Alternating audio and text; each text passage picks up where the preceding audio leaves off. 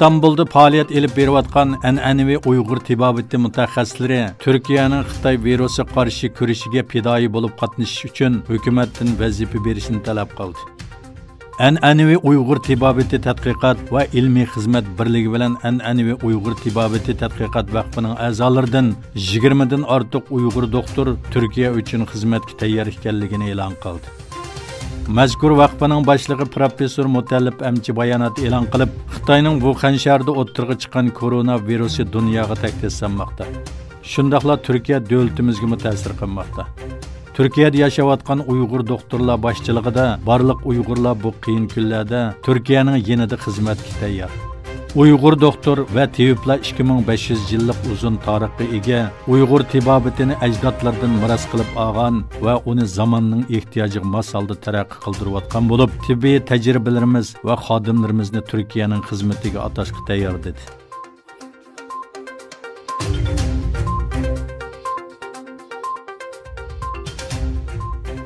Xitoy hukumati Sharqi Turkistondagi yezlarda hasharni oxirlashtirganligini jakolig'i xeyli uzun bo'lgan bo'lsa-mu, ammo uning rayonida har xil o'xshamagan shakllar va nomlar ostida izchil davomlashib kelganligi ma'lum.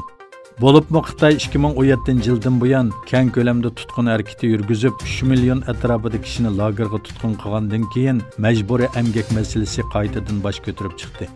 Bu xabarlarda asosli lager tutqunlarining lager atrofidagi zavodlarda majburiy emgak silinayotganligi, lagerga kirmagan Uyg'ur yoshlarining turkumlab ishki o'lkalarga yo'tkab opirilib emgak silinayotganligi keng turda xabar qilinib, zo'r g'ulg'ul qo'zg'agan edi. Halbuki yaqindan buyon ijtimoiy tarqalganda tarqalgan videolarda yosh emgak kuchlaridan ayrilib qolgan Uyg'ur yezlarida Uyg'ur ayollarining, Uyg'ur onalarining bu bo'shliqni to'ldirishga majbur bo'layotganligi oshkorlanmoqda. Oshkorlangan videolarda yo'l qurilishi, etiz qurilish qatorliq og'ir jismoniy emgak bilan shug'ullanayotganlarning 90%ning ayol kishi ekanligini ko'rib olg'ili bo'ladi.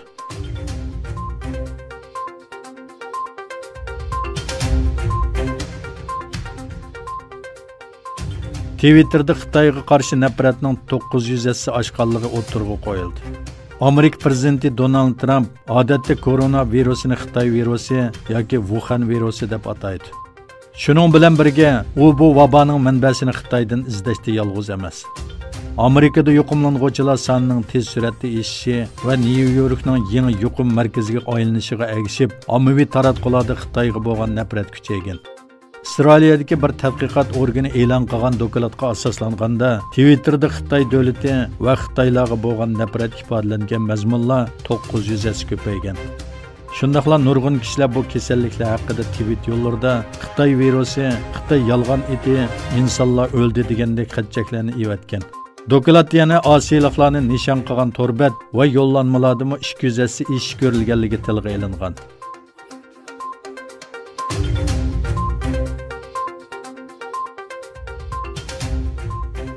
Rossiyada yashayotgan o'zbek milliarder Alisher Osmonov O'zbekistondagi Xitoy virusiga qarshi kurashga $20 million yordam qildi.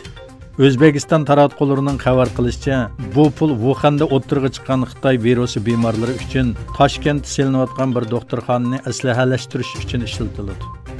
Xabarda donglik savdogar va saxovatchi Alisher Osmonov davlat raisining tirishchanligini qo'lladi va bu doktorxonani eng zamonaviy tibbiy aslahalar bilan qurollantirish uchun $20 million iona qildi deyildi. Bu pul Xitoy virusiga qarshi qurilgan O'zbekiston yordam fondi va Sahiya ommaviy fondiga yetkazildi. O'zbekistonda hozirgacha 173 kishi Wuhan virusi bilan yuqumlangan bo'lib, 2 kishi vafot bo'lgan, 12 kishi saqib doktorxonadan chiqqan.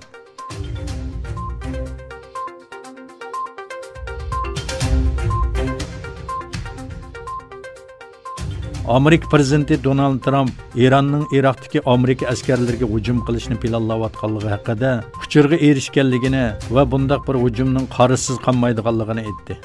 Trump Twitter hisobida e'lon qilgan bayonotida kelgan uchurlarga asoslanganda Eron va uning quyruqchilari Iroqdagi Amerika askarlariga yoki aslahalariga bir maxfiy hujum elib berishni planlamoqda. Agar bu yuz berib qolsa, Eron buning bedelini og'ir to'laydi dedi. U qanday qilib bu istixborot uchuri topshirib olganligi haqida ma'lumot bermadi.